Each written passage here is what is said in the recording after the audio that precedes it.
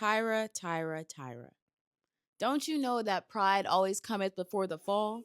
Welcome back to another episode of Read Her Like a Book, a show where we read and where we read. Here, I connect what we see in books, what we see in media today, to encourage more people to think critically about the media they're consuming.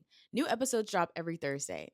Today's episode is about hamartia, also known as fatal flaw. So, a fatal flaw is one that is so detrimental to the character that it ends up leading to their demise. The thing about this flaw is that it leads to unavoidable ruin. Okay, let's get into the pages. So, today's spotlight book is His and Hers by Alice Feeney.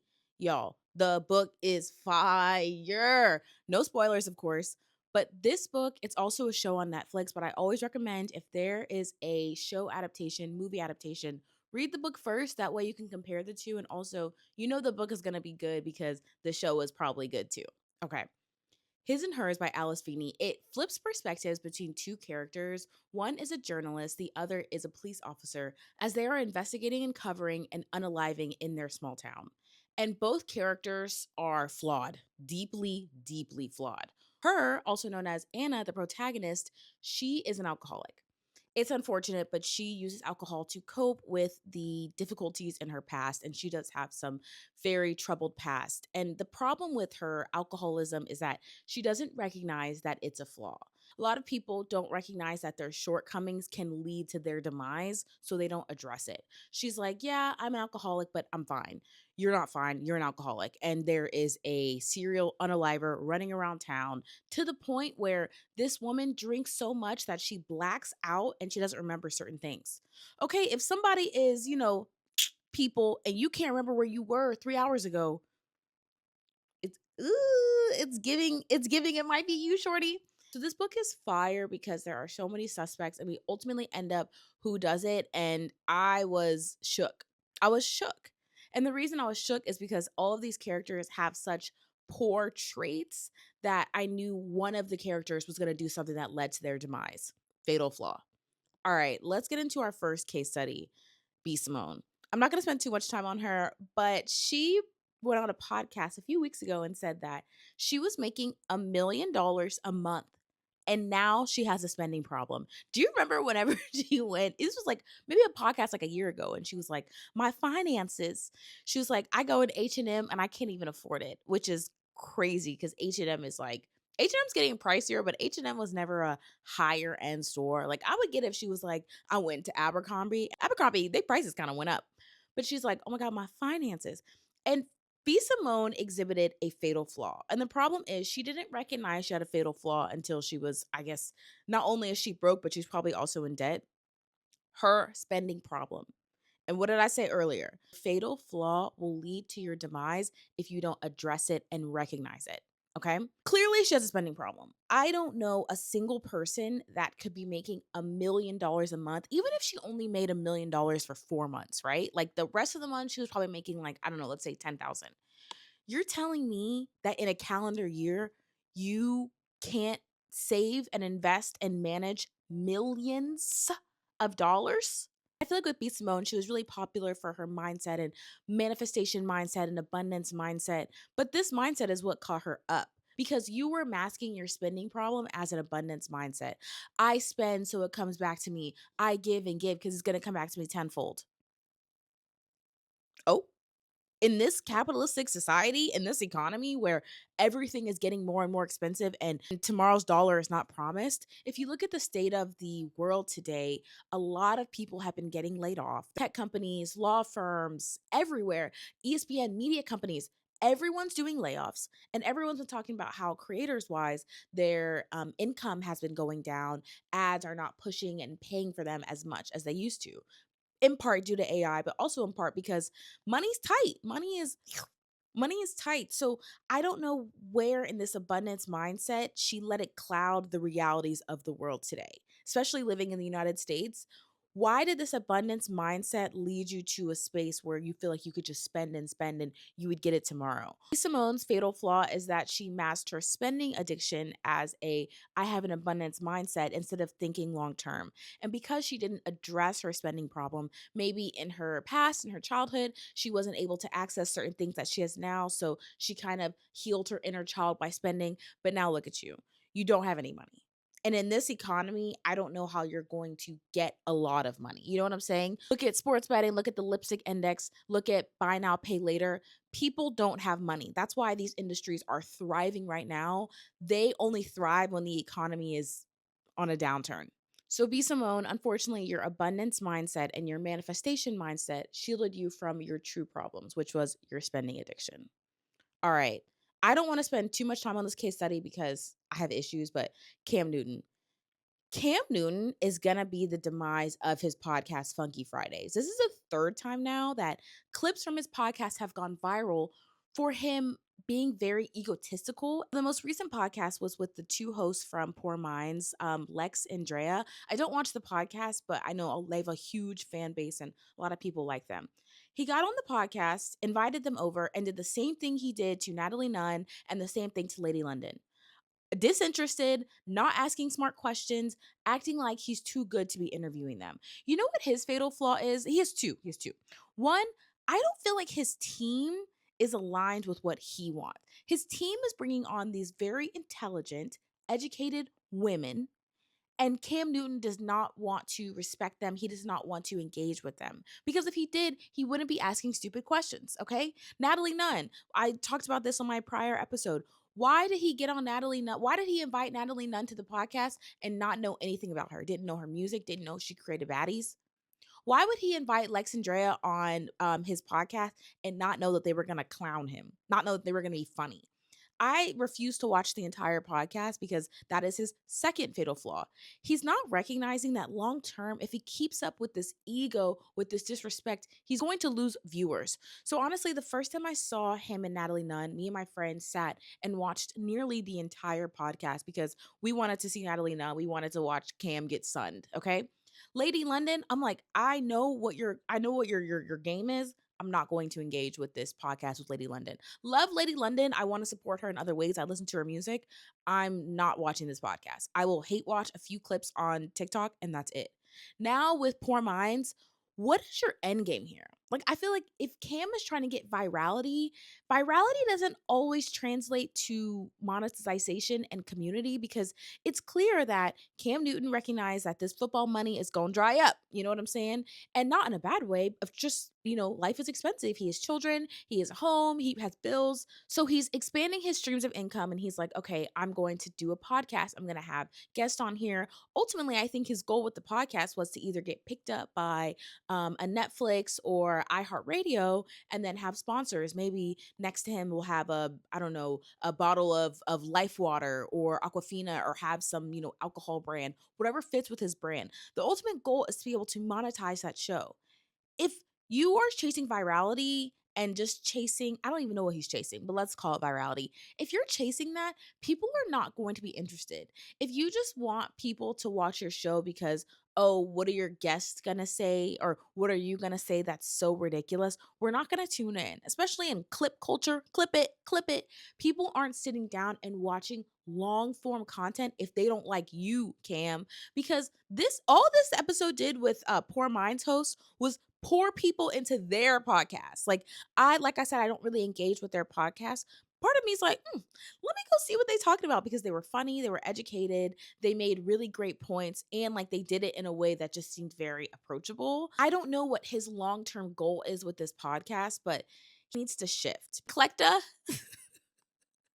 like in Collecta. And the thing is with the Poor Minds podcast, it brought up issues he had with his Lady London. If you aren't familiar, Lady London asked Cam Newton, what's your style? And he said, he meant to say eclectic, which is like kind of strange, kind of weird, but he said eclecta.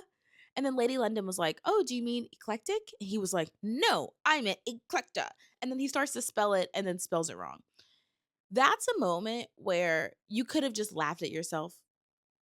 Because if your ultimate goal with your podcast is for us to like Cam Newton, the podcaster, that was a great moment to just laugh at yourself and be like, you know what, you're right. I meant eclectic.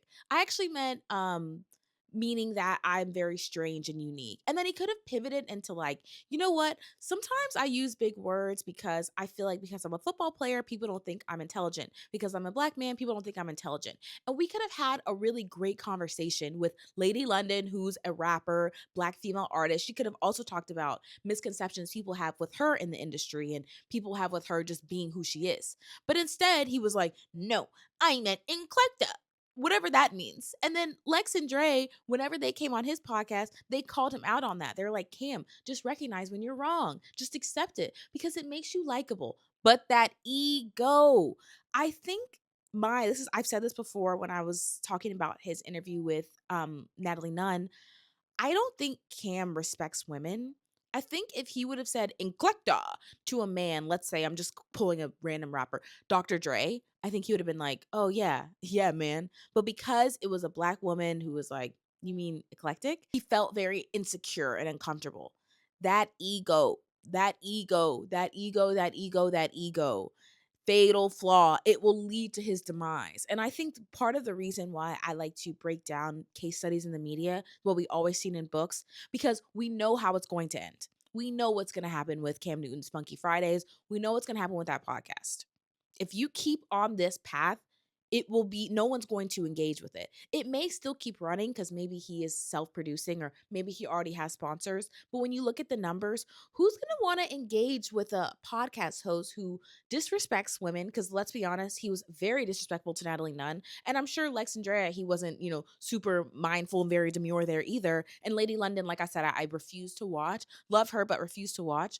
What's going to happen with this podcast long term? What are your goals here? Are your goals to get hosting opportunities? Because it's not looking good. It's not looking good. It's not looking good. That ego will get him caught up. And finally, my third case study, Tyra. Tyra. So if you are unaware, Tyra Banks and America's Next Top Model, they released kind of like an expose documentary about America's Next Top Model and the behind the scenes. And I previewed this documentary on a prior show and I said, if Tyra wants to blame audiences for all the foolishness that happened on that show, it's going to end up fueling her own demise. Watch the whole documentary, 3-part series, and it really focused on, I would say, like a few girls who had very tough experiences. And the issue I had with Tyra, like everyone's saying, she did not take accountability. Tyra was the executive producer, the EP. It's almost like being the author or the editor in the novel. You're telling me, and this was her defense to everything, it was production. I didn't have control. I didn't have control. What do you mean you don't have control? You're the executive producer. You've put money in this project, and this is your show. This is your project. This is your book. And if you're writing a novel and one of the characters does something crazy, and then a audience member is like, oh, why did that character do that? And you're like, well, it was my editor. You can't put it on this arbitrary production when you're production. But the issue I had with her, two main issues. So, very briefly, there was one girl, Shandy. I think we all saw her story, but we witnessed her, a model on the show, season 1, I believe. She ends up getting very intoxicated and has non-consensual intercourse with a male model on the show. And the reason that episode was very heinous is because we watched her as a model. They're not eating, even if Shandy's eating, a lot, they're not eating. They're not eating. They're not eating. They're probably at a deficit, maybe maintenance, but they're not eating. They're models. They have to stay real thin. They're not eating. We see her. She said she had maybe a bottle of wine by herself. And then there was a male model who was over and they started, having adult behavior. And then she just remembers waking up and someone is on top of her. She literally blacked out. My issue is, why were those male models even there? Let's even back it up more. Who supplied the alcohol? Okay, let's be honest. All these girls on the show, they were working at Walgreens. They came from humble beginnings. I don't think they had any money. Like, I don't think they were earning enough money for the show to go buy alcohol. That being said, could they even leave? Who supplied the alcohol? And then the male models, because the whole reason this happened is because there was a challenge earlier in the episode where they were going to different castings. And in order to get around, I believe they were in Milan. In order to get around, they had these super hot guys drive them around on these Vespas. Why are we creating this environment? Why are we having super hot guys on Vespas? Like, why couldn't they just have taxis? Why couldn't they just have taken the train? Europe has a great train system. Why are you creating this environment where it's like, oh, especially on a Vespa, because you have to literally hold on to the guy driving? You know what you're doing. My issue with Tyra not taking accountability, her fatal flaw, was that she did not even acknowledge that she had any control in the circumstances she put these girls in. I'm not going to speak on what she said or how the industry was, because honestly, in 2003, when I watched the show, I just kind of enjoyed it. I wasn't thinking, oh man, Tyra's fat shaming. Oh man, Tyra's doing this. That's truly how it was in the 2000s. My problem is, why were these girls even put in these positions? Why were they having to hug up on this Vespa driver, a very attractive man, and who supplied the alcohol and who invited them over? You're telling me the girls were like, "Hey Tyra, can we invite these male models over?" Of course not. Tyra was like, "Oh my god, we should invite them over." And maybe not Tyra, but her team, and ultimately because she's in charge, she okayed it. What happened to Shandy was horrifying and horrible, and that's unfortunate, but a lot of women can relate to being assaulted. But why was she even put in that position? Why were the men even over? Who supplied them the alcohol? Did they not have food? Where was the food for these girls? That is my problem. I feel like she did not address the circumstances. And let's roll into the next girl, Kenya. She was the one who was kind of body shamed, which again, I'm not going to speak to that because that was the industry in 2003. It's not fair to have a 2026 lens on things that happened in 2003, body shaming, body shaping wise. But my thing is, whenever Kenya, she had a photo shoot and it was her and three male models, and they were, I guess, it was like an Africa themed photo shoot, and they had a loincloth covering their bits. Now, why is there a photo shoot with male models, first off? And why don't they have clothes on? Like, if you're thinking about Tyra, these concepts, why is this even a concept? You know what I'm saying? It's fine, modeling with other people. I feel like most models, when you see campaigns, it's multiple people. Why do they have to be male models? Why couldn't have been the girls? And okay, let's say male models, fine. Why is it Africa themed? Why don't they have any clothes on? You know what I'm saying? Because Kenya's whole thing was, there was one of the male models who was touching her inappropriately and she felt very uncomfortable. Why was she even in that position? I don't think this whole photo shoot and everything would have played out if the men would have been in clothes and they wouldn't have been touching. Because the whole point of the photo shoot is, I think it was supposed to be like a African jungle girl and she's at a party. So everyone's supposed to be kind of dancing and having a good time. And that's why that male model that made Kenya feel uncomfortable felt comfortable to touch her and be close to her, because that was the vibe of the photo shoot. Why couldn't we just have had like frolicking in the forest with her friends or her brothers? Why was that even the creative direction? That's what I'm frustrated with about Tyra not taking accountability, her fatal flaw. Why were these photo shoots, why were these circumstances even brought to the table? There was another contestant, they had a photo shoot and they were posing with spiders. Fear of spiders is a very common phobia, very, very, very common phobia. Okay, why do they have to take a photo shoot with a big tarantula? Why did you do that? And Tyra, here go Tyra. The ratings, the fans, that's what they wanted. Is it? Did we want to see a photo shoot with girls and spiders? I don't think so, because I have a fear of spiders and that made me uncomfortable. So why? And I think Tyra skirting accountability, and when people say she lacks accountability, what they're really saying is that she did not explain why. What was your reasoning? The producer on the show, Ken Mock, he was like, I was just trying to make good TV. So he's kind of a little bit absolved from his wrongdoing because he gave us why. He said, you know what, I was trying to make good TV. You have the other J's, Jay Alexander, Miss J, saying like, it was Tyra. It's unfortunate that they think they can skirt accountability for saying it's Tyra, but at the end of the day, she's in charge. She's the executive producer. Why did we create these circumstances? I think those three girls that I talked about, the spider photo shoot, the intoxication and lack of consent, and then also the man touching her, why was that even a thing? Like, why were these concepts of the photo shoot even here? Oh my god, another thing, I can't remember the girl, but they had to read a whole bunch of names on a prompter, and the names were like French names and really challenging words. And that's the "we were rooting for you, we were all rooting for you," that really viral clip of her yelling at O Girl because she didn't want to read and stumble words on national television. Why was that even a thing? Okay, I understand models needing to read teleprompters. Give them normal freaking words. If you watch any award show or commercial, most words are, fifth grade, sixth grade reading level. The only time I see like a teleprompter or people saying really challenging words is those medical commercials, Ozempic, Wegovy, Dupixent. Like that's the only time I hear someone use like, and blah, blah, blah, blah, those words I don't know. But most commercials, it's fifth grade English. So you're trying to be funny, right? Why? Like, why those words? Like, even have a teleprompter challenge where it's these huge words and these words in French. You know full well these are American girls and they're lower income. They do not have access to certain French words. We all know French is such a challenging, difficult language. Let's be so honest right now, okay? Why those words? You're the executive producer. If you want the girls to read a teleprompter, fine. Pick some fifth grade words. I'm not saying it needs to be cat in the hat, but pick some fifth grade words.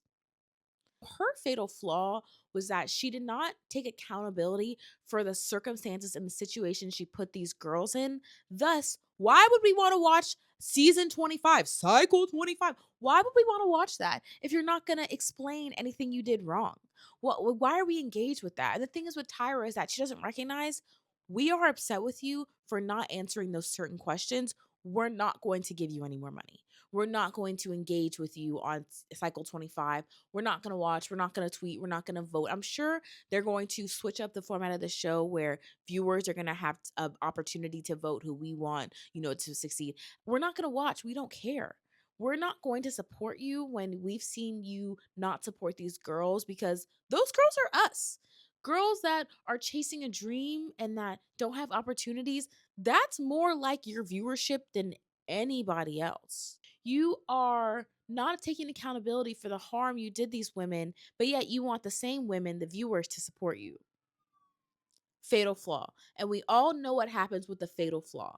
It leads to your demise. This is going to lead to Tyra's demise. Unfortunately, it is. It is. Because what she did in 2003 during the show, she got her lashings in 2020 when everyone was rewatching it. But for the most part, things have kind of died down a bit. People weren't saying like, oh, Tyra should have done this in 2026. But because you come up with this documentary, and I don't think she was an executive producer on it, but she had an opportunity to be real and to be raw and to be genuine and to be like, my bad, my fault. I was wrong. I was crazy. But instead you flip it and you point at some random in the sky. Oh, it was production. Oh, it was the times, it was the viewers. It's not going to end up well in your favor. I have one closing PSA for this episode. Your fatal flaw won't feel fatal. It'll feel familiar. And that's what makes it dangerous. That's all for today's episode of Read Her Like a Book. As always, read the media before it reads you, and I'll see you on the next page. Bye.